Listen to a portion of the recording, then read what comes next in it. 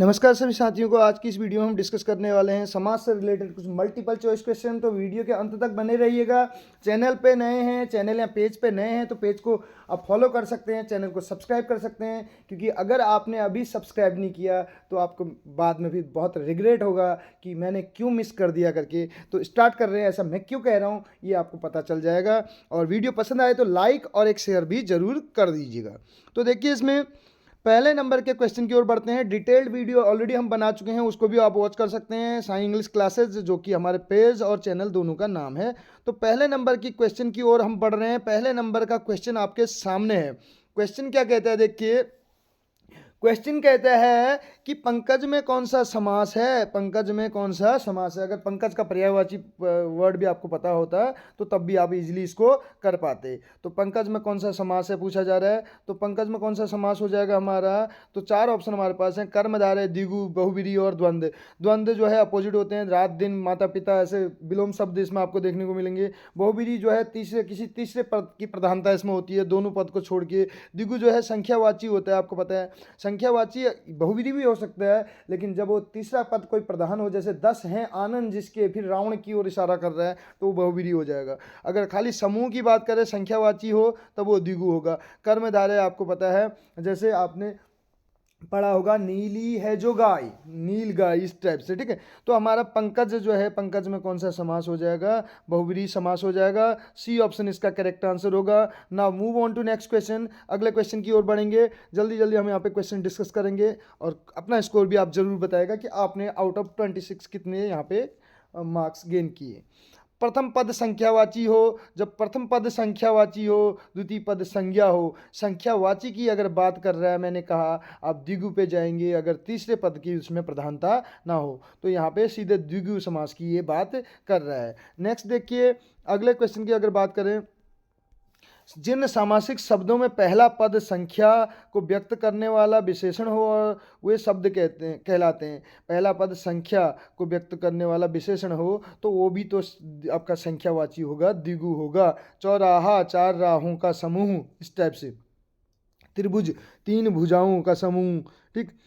चरण कमल, चरण कमल की बात चल रही है। चरण कमल, चरण कमल यानी कि कमल के समान जिसके हैं चरण, कमल के समान जिसके हैं चरण, तो वो हो जाएगा हमारा कमल के समान है चरण। कमल के समान है जो चरण, कहने का मतलब है कर्मधारय हो जाएगा। ए ऑप्शन करेक्ट हो जाएगा। Move on to next question. Question number 5 क्या कहता है, चौराहा में समास है। तो चौराहा में कौन सा समास है। चार राहों का समूह, चार राहों का समूह की अगर बात करें तो इसमें द्विगु समास हमारा हो जाएगा। Option number C will be the correct answer of this question. Now move on to next question. Question number 6 we have, हमारे पास 6 नंबर का क्वेश्चन क्या कहता है, द्वंद्व समास में कौन सा पद प्रधान होता है। द्वंद्व समास में अगर बात करें तो दोनों पद प्रधान होते हैं। क्यों, क्योंकि रात और दिन दोनों की हम बात कर रहे हैं, दोनों अपनी अपनी जगह क्या है, प्रधान हैं। तो दोनों पद प्रधान हो जाएंगे। तो हमारा ये हो जाएगा दोनों पद प्रधान, और दोनों अपोजिट होते हैं, आप याद रखना, दोनों अपोजिट होते हैं, विलोम टाइप के, ठीक है। अगला देखिए, इसमें आमरण में कौन सा समास है। जब आमरण की बात चल रही हो, जब पूर्व पद अव्यय की बात चल रही हो, पूर्व पद अव्यय हो, तो वहाँ पे क्या हो जाए आपका अव्ययी भाव। आमरण का मतलब है मृत्यु पर्यंत, मृत्यु तक, तो उसको ही तो अव्ययी भाव आमरण हो जाएगा। आमरण, आजीवन। अगला आ गया फिर से आजीवन, जीवन भर चलने वाला। आजीवन, आमरण, सब ये आपके बात करें तो अव्ययी भाव समास के एग्जाम्पल हैं। प्रतिदिन, ठीक है। तो इस चीज़ को आप ध्यान दीजिएगा। सप्त ऋषि में कौन सा समास है। 7 ऋषियों का समूह है। 7 ऋषियों का समूह, समूह की बात चले और संख्यावाची भी हो ऊपर से, तो वो हो जाएगा हमारा द्विगु हो जाएगा। क्या हो जाएगा, द्विगु हो जाएगा। नेक्स्ट क्वेश्चन की ओर बढ़ेंगे। अगला question, question number 10 we have. 10th number का क्वेश्चन हमारा क्या कहते हैं, देखिए। क्वेश्चन नंबर 10 कहता है, पीताम्बर में कौन सा समास है। पीताम्बर, पीले हैं अंबर जिसके, पीले हैं अंबर जिसके, अंबर का मतलब होता है वस्त्र।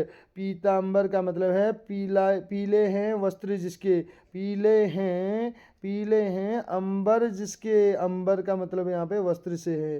पीले हैं अंबर जिसके, किसके, तो श्री कृष्ण के, याद रखिएगा। तो ये हमारा हो जाएगा किसी तीसरे पद की प्रधानता की बात करेगा, बहुव्रीहि हो जाएगा। बढ़ेंगे नेक्स्ट क्वेश्चन की ओर। अगला क्वेश्चन कहता है कर्मधारय समास का उदाहरण कौन सा है? सत सही, सत का मतलब सात और सही का मतलब है सौ का समाहार। सात सौ का समूह कहने का मतलब है 700 का समूह। तो ये हमारा हो गया संख्यावाची द्विगु हो गया। राजगृह, राजा का गृह, राजा का घर, ये हो गया तत्पुरुष। और बात करें चतुर्भुज, 4 हैं भुजाएं जिसकी, यानी कि कहीं ना कहीं विष्णु जी की बात कर रहा है, तो ये हो गया बहुव्रीहि, ये हो गया हमारा बहुव्रीहि हो गया, ठीक है। ये हो जाएगा हमारा तत्पुरुष, तो ये हो जाएगा हमारा द्विगु। अब बात चल रही है इसमें लास्ट ऑप्शन, तो हमारा जो है श्याम सुंदर। श्याम सुंदर कौन है? श्याम जो सुंदर हैं वही तो श्याम सुंदर हैं। डी ऑप्शन इसका करेक्ट हो जाएगा, कर्मधारय श्याम सुंदर।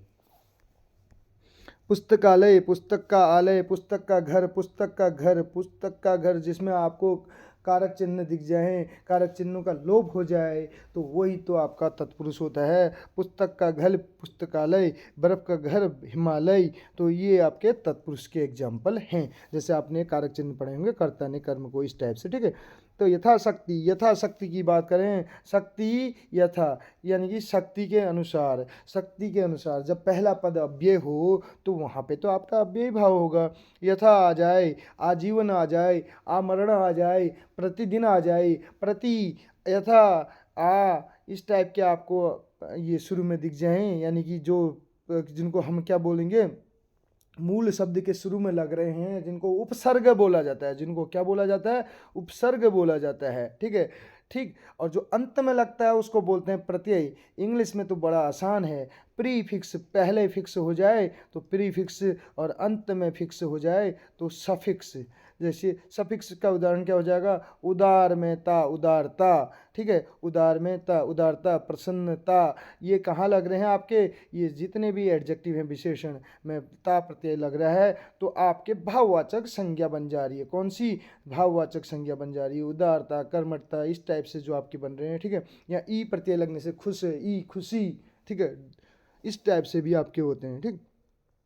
तो आप वीडियोज को वॉच कर सकते हैं। अगर आपको पार्ट्स ऑफ स्पीच भी सीखनी है, हिंदी इंग्लिश दोनों में सिखाएगी, ये बहुत ही आसान तरीके से। और कोई ऐसा एग्जाम नहीं होगा जहाँ पे अगर भाषा से रिलेटेड क्वेश्चन पूछे जाते हैं तो उसमें तो आप अव्वल दर्जे पे दिखाई देंगे, यानी कि कहने का मतलब है आप वहाँ अच्छा स्कोर करेंगे। तो यथाशक्ति में हमारा कौन सा समास हो जाएगा? यथाशक्ति में हो जाएगा अव्ययी भाव।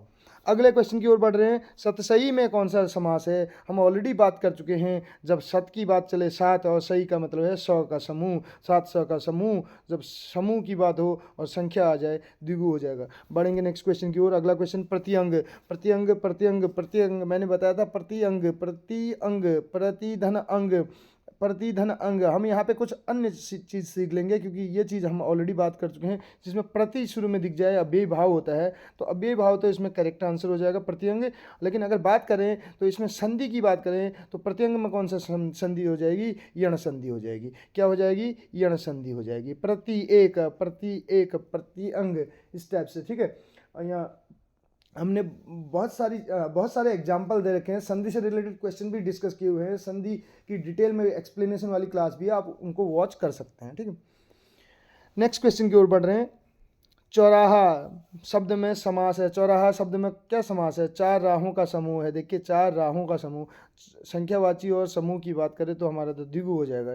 नेक्स्ट क्वेश्चन की ओर बढ़ेंगे। अगला क्वेश्चन क्या कहते हैं? अनुरूप, अनुरूप में कौन सा समास है? रूप के अनुसार, जो क्या हो? रूप के जो अनुसार हो उसी को अनुरूप बोलते हैं। और जो रूप के अनुसार हो, अनुरूप जहाँ पे बात आ जाए तो वहाँ पे क्या हो जाएगा? जब हमने कहा प्रथम पद क्या हो जाए? अव्यय हो जाए, तो अव्ययी भाव हो जाएगा, ध्यान देना है। नेक्स्ट देखिए 18th नंबर का क्वेश्चन क्या कहता है? 18th नंबर का क्वेश्चन हमारा कहता है, 18th नंबर का क्वेश्चन कहता है, जिस सामासिक शब्द में पूर्व पद और उत्तर पद गौण हो, दोनों क्या हो? गौण हो, कहने का मतलब सहायक हो, गौण हो, तो तीसरा कोई पद प्रधान हो जाए, किसी तीसरे पद की प्रधानता की बात की जाए, तो सीधे सीधे आप आंसर करेंगे बहुवीरी हो जाएगा। क्या हो जाएगा? बहुवीरी हो जाएगा। तो ऑप्शन नंबर ए करेक्ट हो जाएगा। कैसे? 10 हैं आनंद जिसके, यानी कि किसके? रावण के।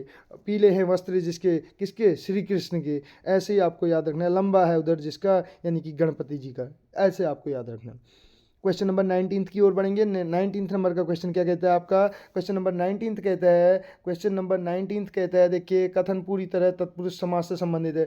तो प्रथम पूर्व पद प्रधान होता है, नहीं होता है, ठीक है। पूर्व पद संख्यावाची होता है, नहीं होता है, ये द्विगु का होता है, ठीक है। और पूर्व पद अव्यय होता है, अव्ययी भाव का होता है, ये भी नहीं है। तो आपका करेक्ट आंसर हो जाएगा, इसमें उत्तर पद प्रधान होता है। प्राय प्राय अक्सर की बात चल रही है, अक्सर, ठीक है, ऑफन जिसको बोलते हैं। और जहाँ ऑफन मिल जाए, जहाँ एवरीडे मिल जाए, जहाँ डेली मिल जाए, जहाँ आपको इस टाइप के वर्ड की वर्ड मिल जाए, ठीक है, एवरीडे, डेली, इस टाइप के, ऑफन, सेल्डम, तो ये सब आपके प्रेजेंट इंडेफिनिट सिंपल प्रेजेंट का वो होता है अगर टेंस से रिलेटेड पूछा जाता है तो, ठीक।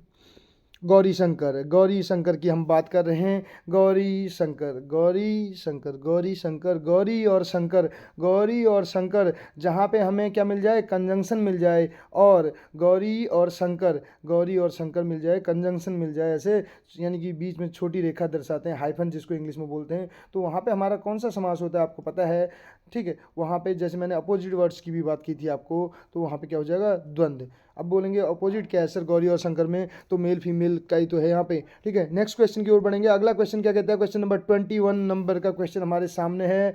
21 नंबर का क्वेश्चन है, भला और बुरा, भला और बुरा द्वंद्व समास है, ठीक है। द्विगु समास हमसे पूछा जा रहा है, तो द्विगु समास कहाँ पे है, पंसेरी, नवयुवक, नव है जो युवक, यहाँ पे नव है जो युवक, यानी कि ये कर्मधारय है, ये कर्मधारय का एग्जाम्पल है, और ये है आपका द्वंद्व का, ठीक है। और इसकी बात करें बखूबी, बखूबी, अव्यय की बात चल रही है, अव्ययी भाव है, ठीक है।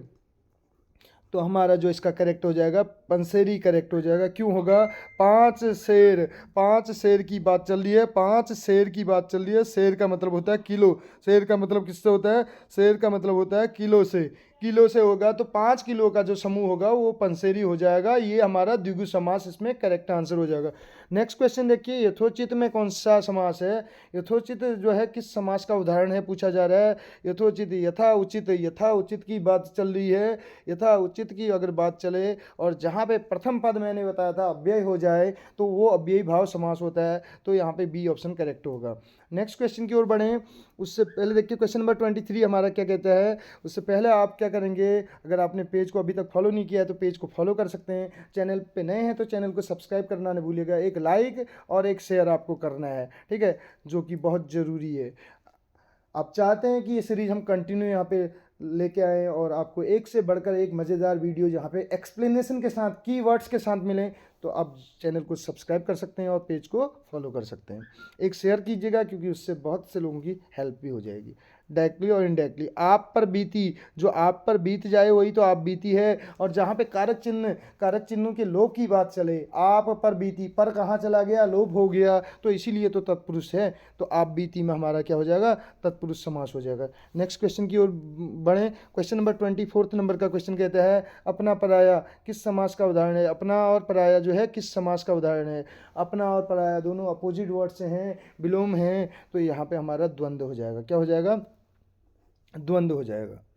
बढ़ेंगे नेक्स्ट क्वेश्चन की ओर। लास्ट 25 नंबर का क्वेश्चन है। 26 क्वेश्चन हमने लिए हुए हैं इसमें, ठीक है। 25 नंबर का क्वेश्चन आपके सामने है। इस मंदिर में लोग पीताम्बर पहनकर पूजा करते हैं। अब पीताम्बर पहनकर पूजा करते हैं कहने का मतलब है पीले वस्त्र पहनकर पूजा करते हैं। यहाँ पे इस पीताम्बर का मतलब है पीले वस्त्र से, किससे मतलब है, पीले वस्त्र से। यहाँ पे किसी थर्ड मीनिंग की बात नहीं कर रहा है, किसी तृतीय पद की बात नहीं कर रहा है, किसी तृतीय यानी कि तीसरे पद की प्रधानता की बात नहीं हो रही है। सिर्फ यहाँ पे पीले वस्त्र तक ही सीमित रहना है, और जहाँ पीले वस्त्र तक ही हम सीमित रहेंगे तो वहाँ पे हमारा क्या हो जाएगा, कर्मधारय हो जाएगा। और सीधे सीधे अगर सिंपल उसमें आपसे पूछ लिया जाए पीताम्बर में कौन सा समास है, बहुव्रीहि है, क्योंकि पीले वस्त्र जो पहनते हैं कौन है, वो श्री कृष्ण है। लेकिन जहाँ पे आपको बहुव्रीहि ना मिले ऑप्शन में, फिर उसके बाद आपको कर्मधारय पे तब जाना है, ठीक है। नेक्स्ट क्वेश्चन देखिए, सुख चैन में कौन सा समास है। सुख चैन की बात करें, सुख और चैन की बात चल रही है, सुख और चैन की बात चल रही है, हमने बताया था अभी आपको, तो यहाँ पे क्या हो जाएगा, द्वंद्व समास हो जाएगा। ये थे 26 क्वेश्चन जो हमने डिस्कस किए यहाँ पे विद एक्सप्लेनेशन। अगर आपको पसंद आया हो और डिटेल में आप एक्सप्लेनेशन चाहते हो, तो अब हमारी जो एक्सप्लेनेशन वाली क्लास है जिसमें हमने थोड़ा बहुत समास के बारे में बताया है, संधि के साथ भी उसको कंपेयर करा रखा है, तो उस वीडियो को भी आप वॉच कर सकते हैं। मिलते हैं अगली वीडियो में। Thank you so much.